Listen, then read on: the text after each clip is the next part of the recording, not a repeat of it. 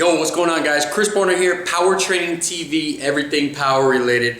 I got a great question from a guy who does typical, I guess what he found out was he's doing a typical bodybuilder hypertrophy style leg workout, and he realizes, hey, I play sports and I need to switch over to more of a strength power base. Brilliant idea.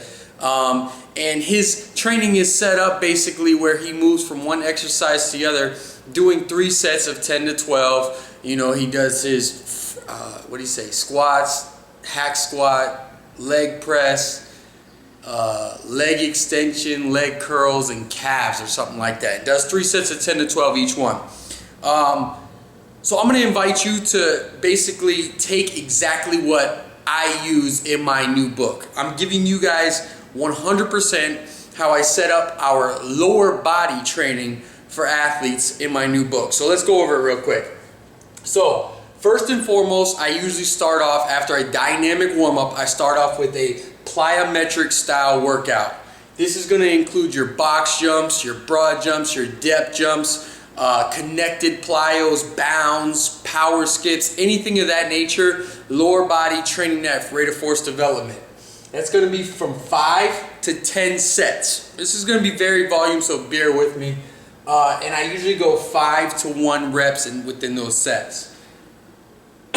Next, we're going to progress into a strength type movement. This is going to be on the opposite side of the spectrum, where we're going to be using more of an absolute strength. Same energy system, but we're training more of a maximal load. This is going to be anywhere from 3, maybe I'll get up into 10 sets every now and then when I'm doing 1, but really it's from 3 to 6. And it'll be anywhere from 3 to 1 reps. I really like for my athletes to stay under 10 total reps, if that makes sense. So 3 by 3, 5 by 2, 6 times 1, something like that. I really like to stay that there because I can train them sub-maximal for 3 weeks and then have them deload, and they don't really get too taxed. Next is the important part, your accessories, your auxiliaries, your supplemental exercises that are going to help transition you onto the field. First one will be a unilateral auxiliary. What I mean by that is you will be performing typically an open chain type movement, basically where we're going to use one leg. Now we can stabilize this, we can do some kind of step ups where you're not moving as much. We could do a walking lunge, we can do reverse lunges, we could do around the world lunges, so we're working in multiple planes. But either way, you're not in a closed chain, feet planted on the floor. We have you opening up and putting more emphasis on a unilateral one leg type movement. And this is going to be very volume as well. I can go anywhere from 5 to 10 reps per leg.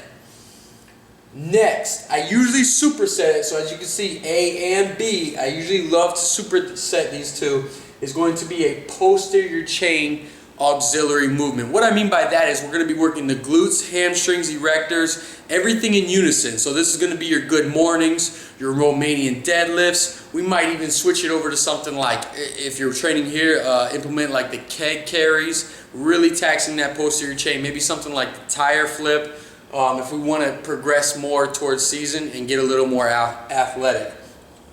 Excuse me.